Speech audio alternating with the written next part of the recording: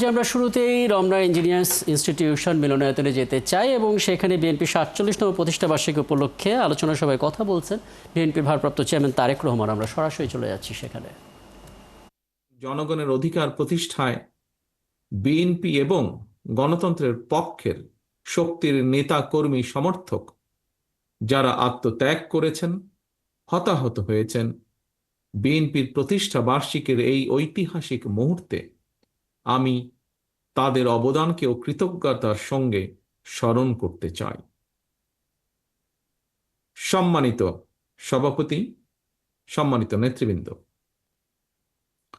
ফ্যাসিবাদ বিরোধী ১.৫ দশকের বেশি সময় ধরে ধারাবাহিক আন্দোলনের ধারাবাহিকতায় নানা চড়াই উতরাই পেরিয়ে হাজারো শহীদের আত্মত্যাগে হাত পা চোখ হারানো, শত শত আহত যোদ্ধার আর্তনাদের মধ্যে দিয়ে ফ্যাসিবাদ মুক্ত বাংলাদেশ এখন জনগণের অধিকার প্রতিষ্ঠার সময় এবং সুযোগ এসেছে।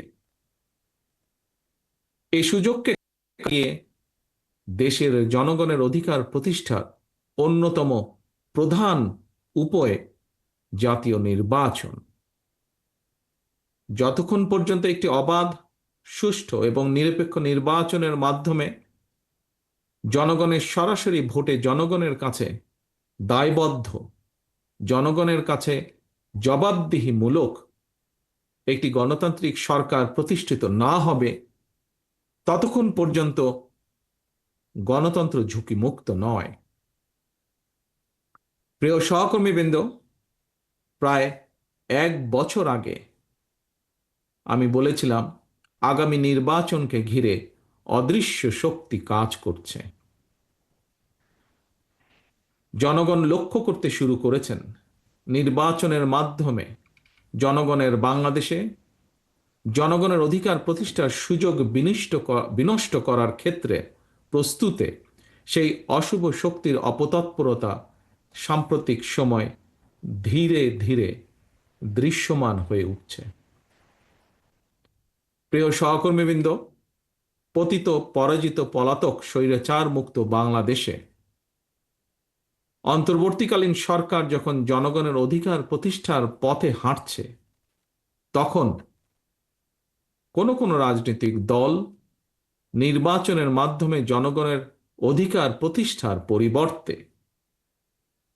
তাদের দলীয় স্বার্থ চরিতার্থ করার জন্য নানা শর্ত আরোপ করছে এবং এই শর্ত আরোপ করে নির্বাচনের পথে হয়তোবা পরিকল্পিত উপায় বাধার সৃষ্টির অপচেষ্টা করছে বলে বহু মানুষ এরই ভিতরে ভাবতে শুরু করেছেন।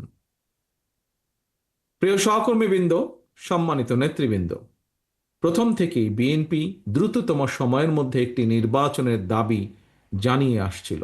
কারণ বিএনপি মনে করে আগে জনগণের রাজনৈতিক ক্ষমতায়ন প্রয়োজন।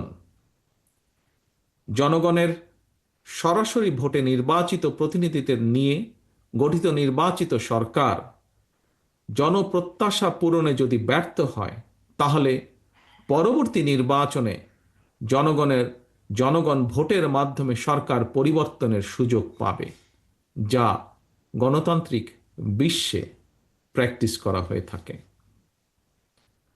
সুতরাং পুঁথিগত সংস্কারের চেয়েও কার্যকর গণতান্ত্রিক রাজনৈতিক চর্চার মাধ্যমে জনগণের অধিকার প্রতিষ্ঠা অনেক বেশি জরুরি।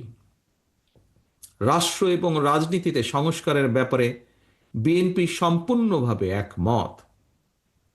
সংস্কারের গুরুত্ব আছে বলেই বিএনপি ৩১ দফা কর্মসূচি ঘোষণা করার পরেও অন্তর্বর্তীকালীন সরকারের উদ্যোগে নেওয়া সংস্কার প্রস্তাবে সক্রিয়ভাবে সমর্থন এবং সহযোগিতা দিয়েছে।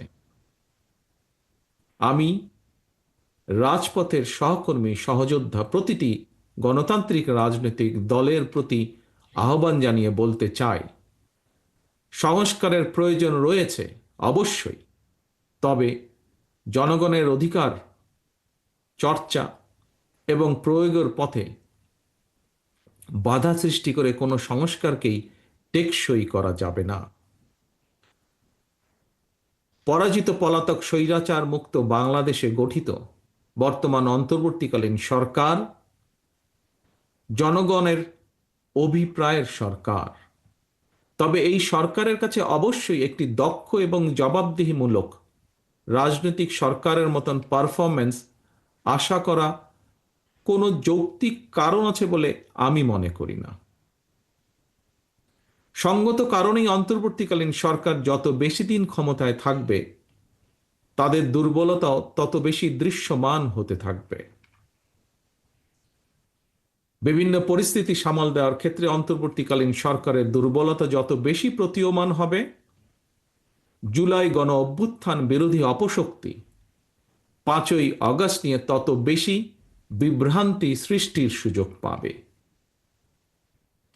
ফ্যাসিবাদ বিরোধী আন্দোলনে আমাদের রাজপথের সহযোদ্ধা গণপরিষদ সভাপতি নুরুল হক নূরের উপর হামলা সহ সাম্প্রতিক কিছু ঘটনা স্পষ্ট দেশের স্থিতিশীল পরিস্থিতি ক্রমেই জটিল হয়ে উঠছে অথবা জটিল করে তোলা হচ্ছে।